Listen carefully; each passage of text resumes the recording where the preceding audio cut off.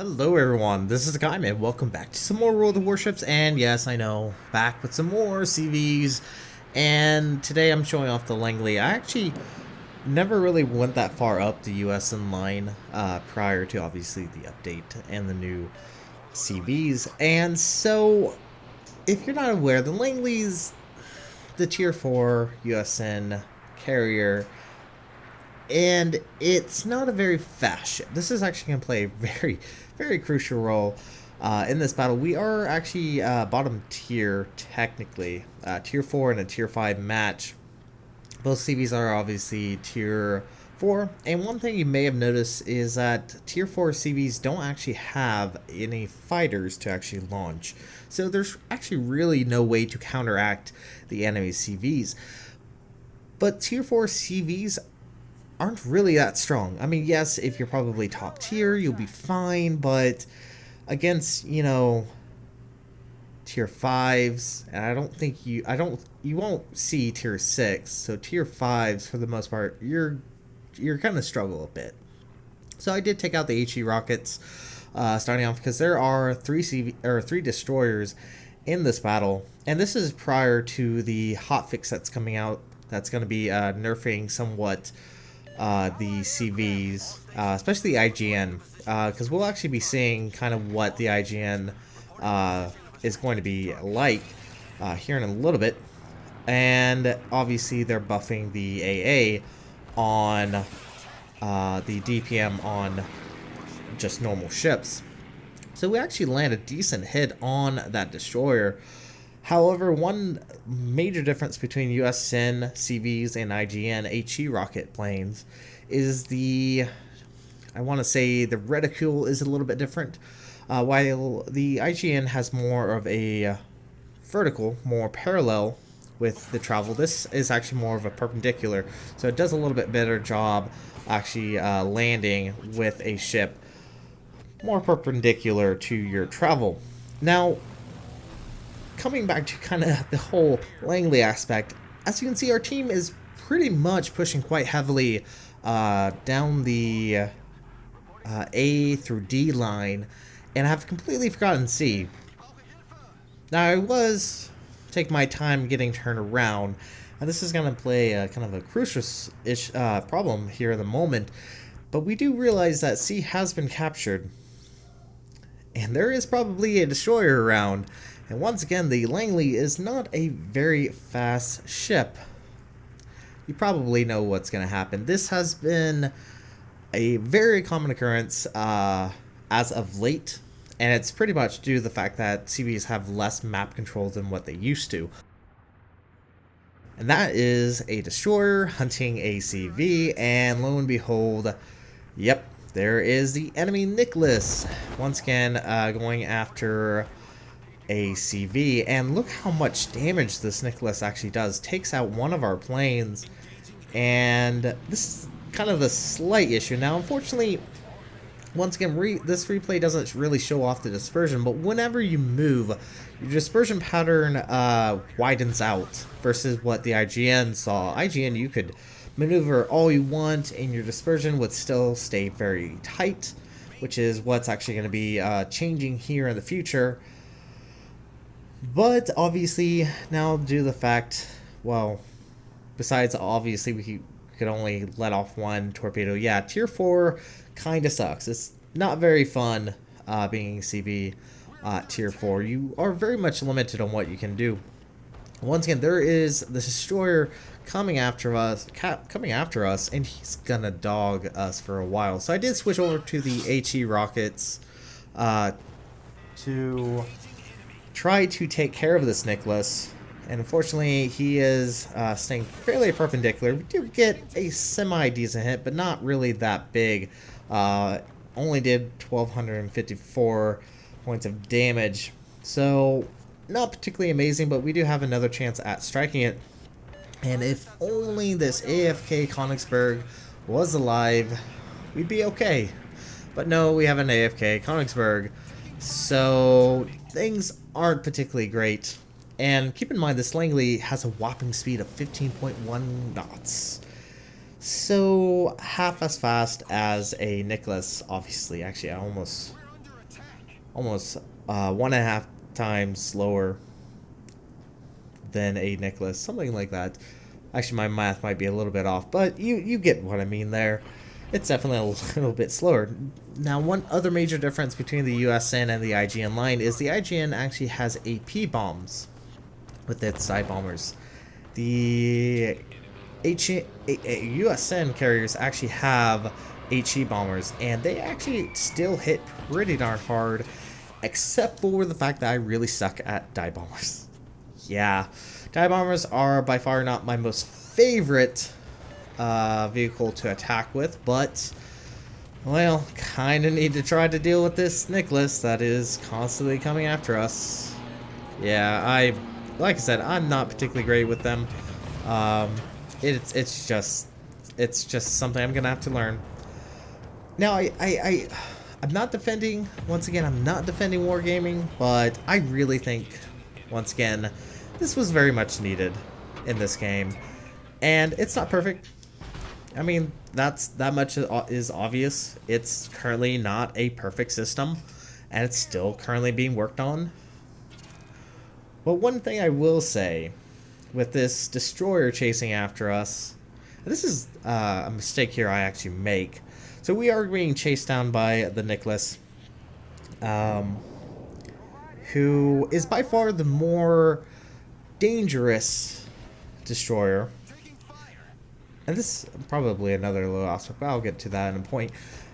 I go after a different target, and yeah, I really need to work on blocking at dodging those flak, because yeah, we took a pretty big hit there. Now, one I think major complaint is the fact that destroyers now really have to deal with CVs. I mean, for the most part, it was kind of seen prior in the RTS version of CVs. Very smart CVs would go after destroyers, and very capable CV captain can usually take out a destroyer very quickly in the match, even with defensive AA or anything like that. So in this aspect, yeah, for the most part, you're probably going to get spotted very quickly.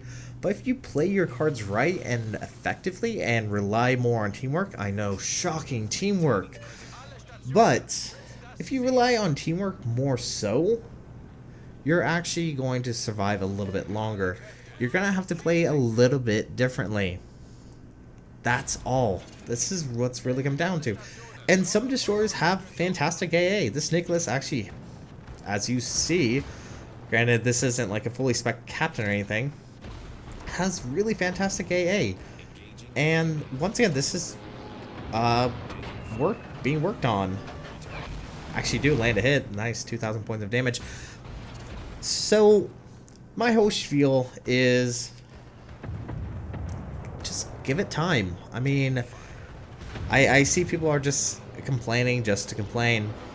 And I will have to give props to two players on this match who were very kind enough to come back and assist me. That is the T22 sick breed there, as well as the Texas, who fortunately decided to come back and assist me with this Nicholas, who once again is just entirely focused on taking out me, the CV. And once again, this is kind of the, I guess, situation. We actually get a decent hit on the enemy Nicholas, and I really am gonna have to pay attention to how my ship is angled, because it's gonna be far, well, more likely that I'll survive if I have a much smaller target to actually hit for the Nicholas to shoot at. So I do actually start turning towards the border of the map. I'm gonna just use that because might as well. It's gonna ensure that I survive longer. Did switch over the HE rockets. And once again, they hit pretty hard. I say that as we only knock out a few modules and only do 800 points of damage, but they at least are causing issues, and his damage control is currently off, so he's gonna be without a gun. Come a little bit close there, only doing a minor amount of damage. Knock out his engine once again. And this guy is currently being spotted all the time. which is allowing the Texas on our team to actually come in and assist. So very, very high props to those two players who decided to come to the aid of a tier 4 carrier. And look at this. This is Nicholas just wants me dead. He's been chasing me this entire time. Once again, I'm just going to get my ship turned and focus more towards the edge of the map. And yeah, not having the best luck dodging those flak bursts. However, we're going to try again, try to do a little bit more damage. Still missing quite terribly with our dive bombers. Still work in progress.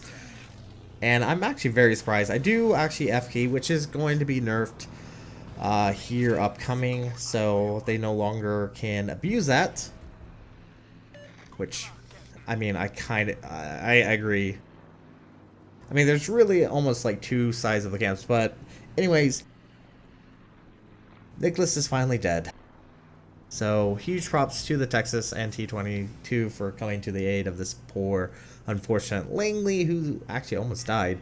I actually lost nearly 95% of my health there. But anyways, the fact that the CVs are... It's kind of a mixed bag. It's obviously no longer its alpha. And it shows. For example, if you do have a team that fails to do anything, it's really difficult for the CV to actually do anything.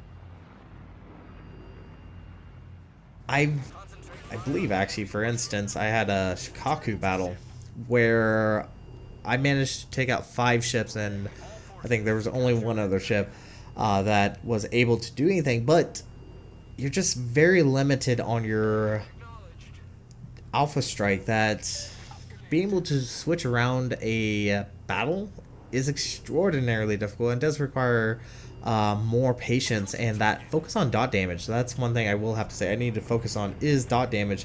Bringing back with our HE rockets or dive bombers, getting that fire and then possibly getting flooding. So with the fact that this battle is pretty much in the bag, we're very much in the lead. Only 2 destroyers left on the map as we lose another battleship, but fortunately the Wakeful finally gets taken down, so there's only 1 destroyer, a battleship, and 2 CVs, and they're obviously on the very opposite side of the map, and it is going to take my ship a very long time to even get halfway there. More than likely we'll actually probably end the battle before then. So I guess while we're flying, what are your guys' thoughts on the current CV changes? I know I've heard a few of your guys' comments, read a few of you guys' comments. I'm very curious because I know there's a lot of players that are pretty upset.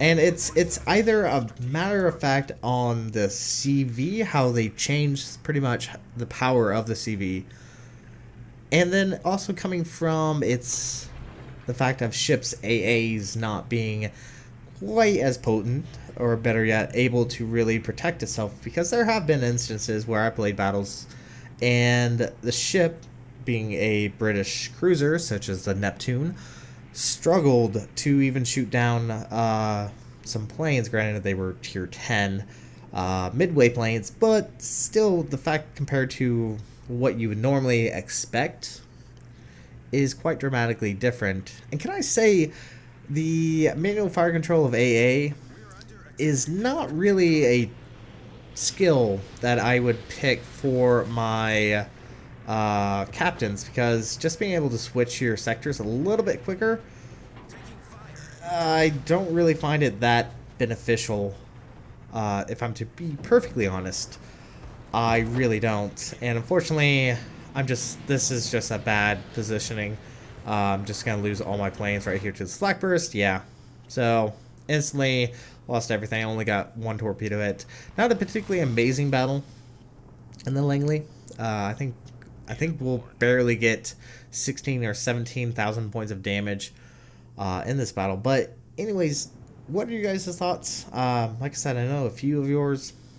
And also, as a little side note from the CVs, there's a big uproar over the change of the Julio Cesar being up one tier compared to what it was at tier 5.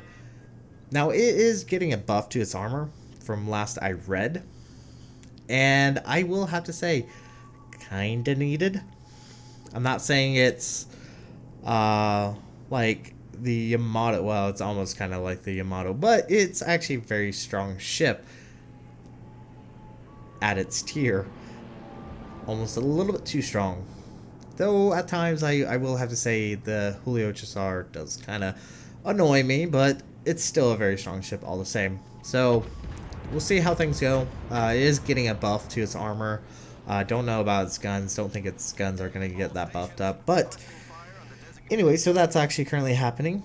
But with this battle is actually coming to an end, and a quick look at the Langley. We'll be taking a look at the Independence. I will admit, I played this battle and then I was like, okay, I kind of saw what the Langley was like. Let's go ahead and jump to the Independence. So in the next video, we'll be taking a look at the Langley and seeing how it compares. So the next video might be obviously after the upcoming update. But anyways, this battle is essentially over with in about 5 seconds. So thank you guys so much for watching. If you liked what we saw, hit the like and subscribe button. You guys have a great and fantastic day. Zaijian.